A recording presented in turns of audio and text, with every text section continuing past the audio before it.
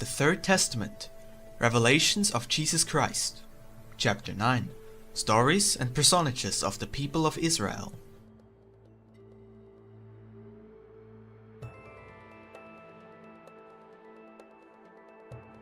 The Story of Original Sin. Thus saith the Lord. The story of the first man that inhabited earth was passed from generation to generation, until it was written down in the book of the first era. It is a living parable about those first beings that populated the earth. Their purity and innocence permitted them to feel the caress of Mother Nature.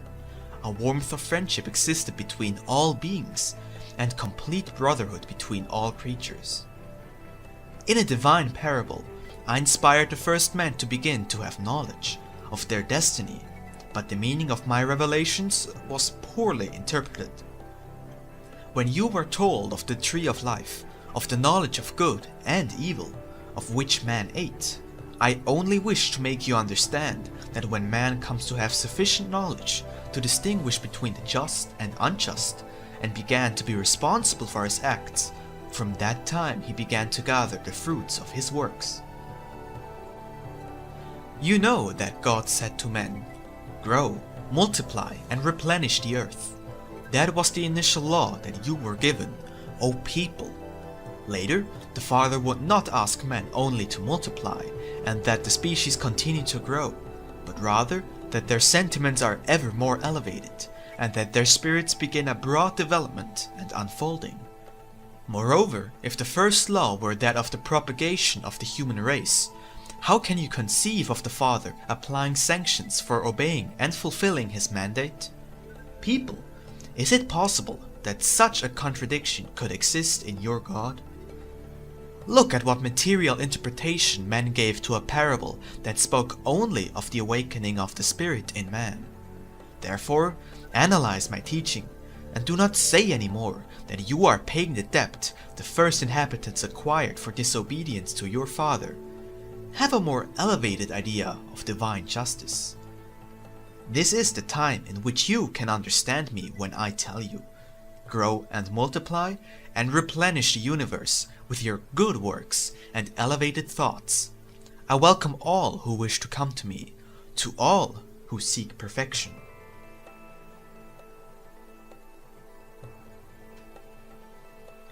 Free will and original sin. You say to me that because of the freedom of will, you have fallen into faults and errors. I also say that through that gift, you can infinitely elevate yourselves beyond the point from which you departed in the beginning of your elevation. In addition to the freedom of will, I endowed each spirit with my light in its conscience, so that no one would be lost. But those who did not want to hear my voice, or did not want to penetrate into their innermost in search of the spiritual light, were quickly tempted by the countless beauties of the human existence. They lost the support of my law for their spirit, and they had to stumble and fall. Just one fault brought many painful consequences, and the fact is that imperfection does not harmonize with the divine love. Those who yielded and repented returned immediately to the Father, and humbly asked him to cleanse and liberate them from their sins committed. The Father received with infinite love and charity. He comforted their spirit. He sent them to correct their faults and strengthened them in their mission. Do not think that everyone returned meek and repentant after the first disobedience. No, many arrived filled with arrogance or hate. Others with shame, realizing their guilt, tried to justify their faults before me, and far from purifying themselves through repentance and atonement, which is proof of humility, they choose to create for themselves a life of their own choosing, outside of the laws which my love dictates. Then my justice manifested itself, not to punish, but to correct them, not to destroy, but to preserve them eternally, providing them with an ample opportunity to perfect themselves. How many of those first sinners still have not rid themselves of their blemishes, because fall after fall they kept descending more and more into the depths of an abyss, from which only the practice of my law can save them.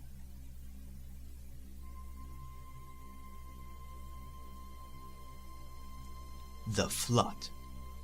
In the earliest times of humanity, there was innocence and simplicity in men, but as they multiplied, due to their evolution and their free will, their sins also continued to grow, and rather than their virtues, it was their faulty before my law that developed faster. It was then that I prepared Noah by communicating with him from spirit to spirit, because I established this type of communication with mankind when man first came to dwell on earth. I said to Noah, I will send a great flood to earth to purify the spirit of man of all his sins. Build an ark and tell your children, their wives, and your grandchildren to go inside the ark. Also, place a pair of animals from each species on earth inside the ark. Noah was obedient to my command, and the cataclysm arrived in fulfillment of my word. The bad seed was pulled up by its roots, and the good seed conserved in my granaries, with which I formed a new humanity that bore within it the light of my justice, and knew how to comply with my law and live practicing good customs. Perhaps do you believe that those individuals who suffered painful deaths perished both physically and spiritually? Truly, I tell you, my children, they did not. Those spirits were saved by me, and they awoke before the judge of their own conscience. They then were prepared to return once again to the path of life in order to progress spiritually.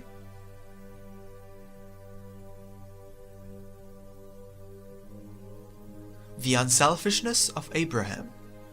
It will not always be necessary for you to drain the cup of bitterness. It will be enough for me to see your faith, your obedience, your purpose and intentions to obey my commandments, for me to free you from the most difficult moments of your trials.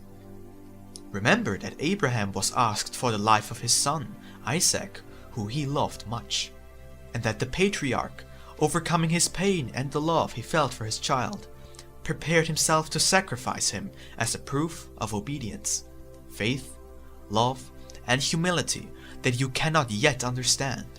But he was not permitted to consummate the sacrifice of his son, because already in the depths of his heart he had proven his obedience to the divine will, and that was enough.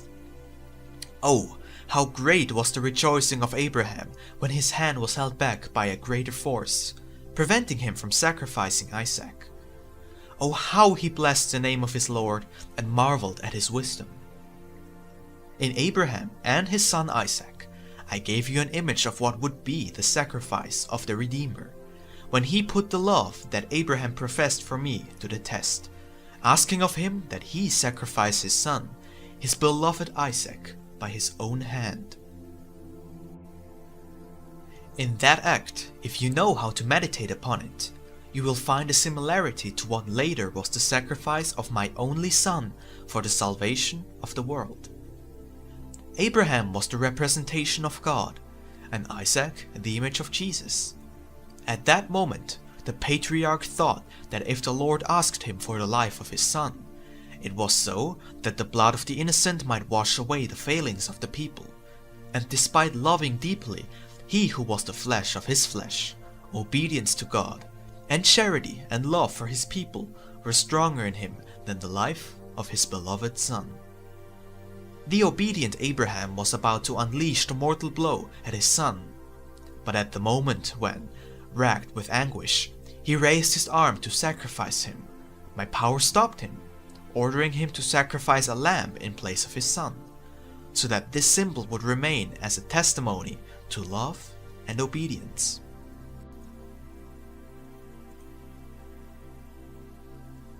The ladder to heaven in Jacob's dream. Do you know what meaning is contained in the ladder that Jacob beheld in his dreams? The ladder represents the life and evolution of the spirits. The body of Jacob slept at the moment of revelation, but his spirit was awake. He had ascended towards the Father, seeking prayer as the means, and upon entering it, the regions of light, he came to receive a celestial message that would remain as a testament of revelations and spiritual truths for his people, which is all humanity, for Israel is not a material, but a spiritual name. Jacob saw the ladder with its base on earth and its top touching the sky. This shows that the road of spiritual elevation that begins on earth through the flesh and ends up uniting its light and essence with that of the Father, apart from all material influence. The patriarchs saw that by the ladder angels ascended and descended, representing the incessant incarnation and disincarnation, the continuous coming and going of the spirits in search of light, or also on their mission of restoration and purification of themselves, to elevate themselves a little more upon returning to the spiritual world. It is the road of spiritual evolution that leads to perfection. That is why Jacob beheld the representative form of Jehovah at the top of the ladder, indicating that God is the goal of your perfection, of your aspirations, and the supreme prize of infinite joy as the compensation for arduous struggle, prolonged suffering, and perseverance in reaching the bosom of the Father. Amongst the vicissitudes and trials, the Spirit has always found the opportunity to earn merit from the ascent. There, in each trial, the ladder of Jacob has been represented, inviting you to climb one more step. A great revelation, O disciples, was that, for in it the spiritual life was spoken of at a time when the awakening of the Spirit to the worship of the divine, the elevated, the pure, the good and true had barely begun. That message could not have been for one single family, or even for one single people. Its essence was spiritual, and therefore was universal.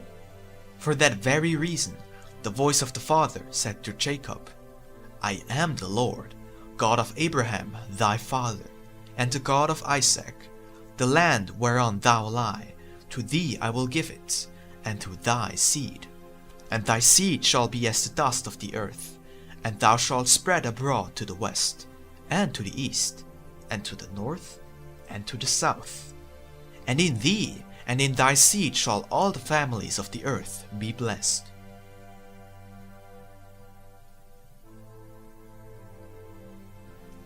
Joseph and his brothers.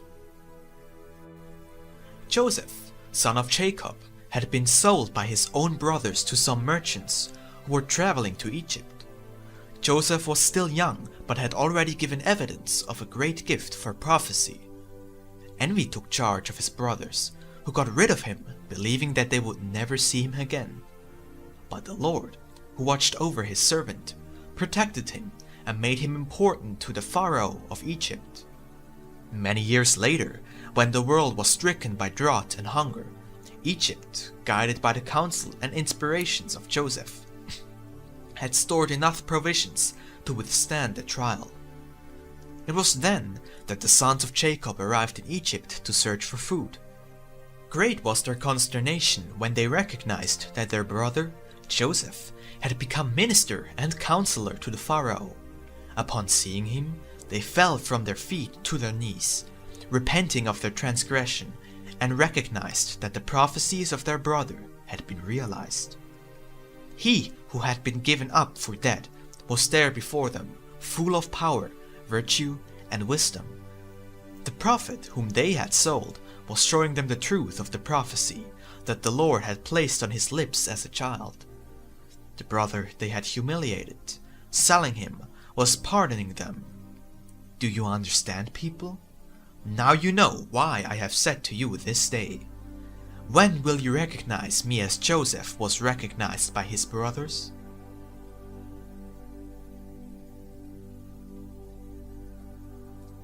The people of Israel's pilgrimage with Moses through the desert.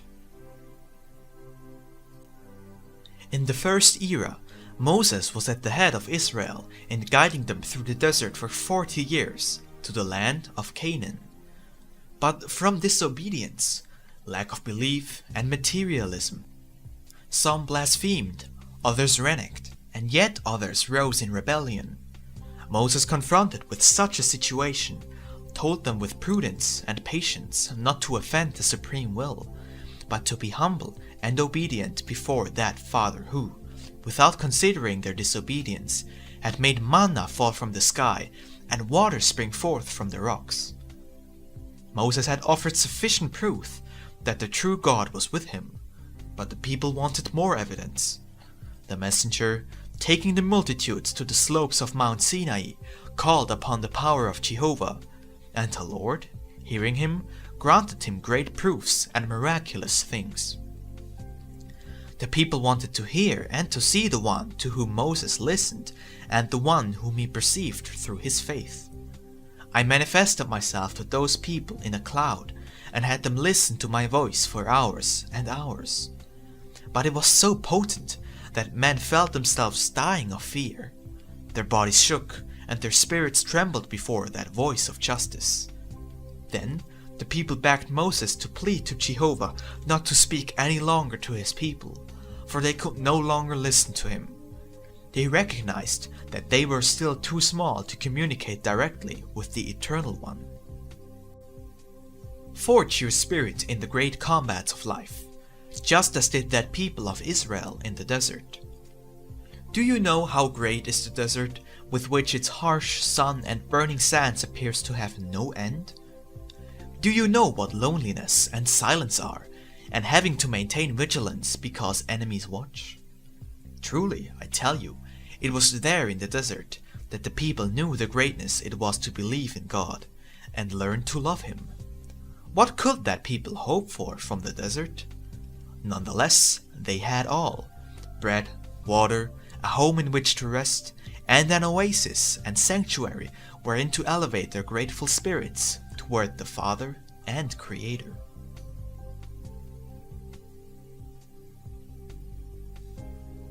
The struggle of Elijah for the true God. In the first era, Elijah came to earth and found that humanity was practicing idolatry and did not believe in God. The world was being governed by kings and priests, and both had departed from the obedience to divine laws and were guiding their people along paths of confusion and falsehood. They had erected altars to different gods which they worshipped. Elijah appeared in that time and spoke to them with words of justice, telling mankind, "Open your eyes and see that you have disrespected the law of the Lord. You have forgotten the example of his messengers and have fallen into a worship which is unworthy of the living and powerful God. It is necessary that you awaken, that you see and recognize him. Eliminate your idolatry and lift your eyes above every figure with which you have represented him."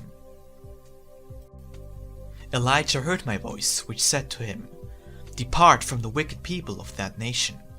Tell them that rain will not fall for a long time, not until you order it so in my name." And Elijah said, "It will not rain until my Lord appoints the hour and my voice orders it." And thus saying, he departed. From that day forth the land was dry. Many normally rainy seasons passed without rain. There were no signs of water in the sky. The fields felt the drought. The cattle began to perish. Men unsuccessfully dug into the earth looking for water to quench their thirst. Rivers dried up. Overcome by the rays of the red-hot sun, the grass withered.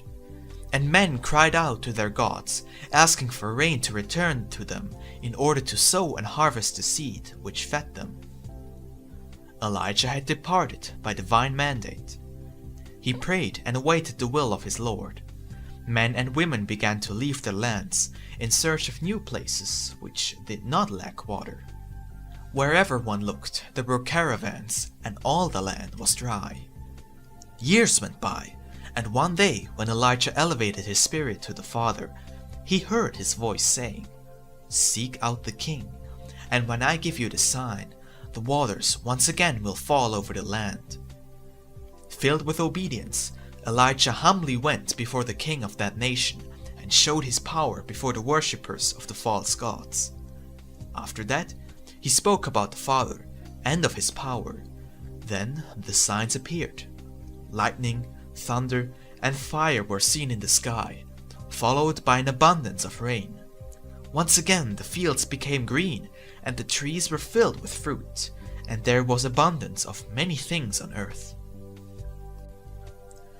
Faced with this proof, the people awakened and remembered their father who called and warned them through Elijah.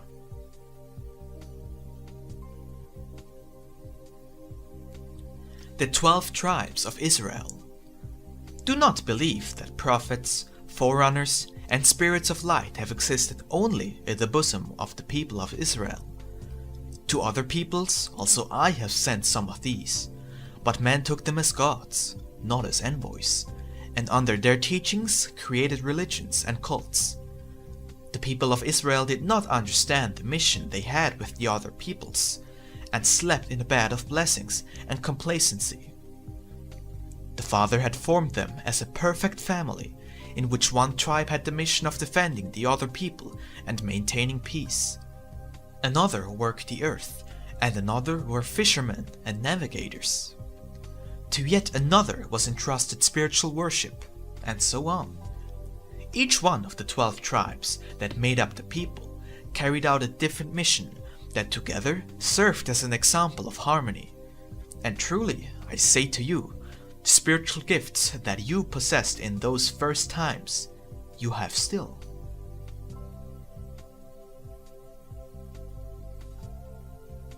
The prophets and first kings of Israel. The prophets spoke with great truth. They came to earth almost always in times of great confusion and strain, admonishing the peoples, inviting them to repentance and to make amends, proclaiming great trials of justice if they did not turn back to the good, and other times predicting blessings for observation and obedience to the divine law. But what those prophets spoke of was an exhortation toward the practicing of good, justice, and respect for one another. They did not come revealing the life of the Spirit, its destiny and evolution.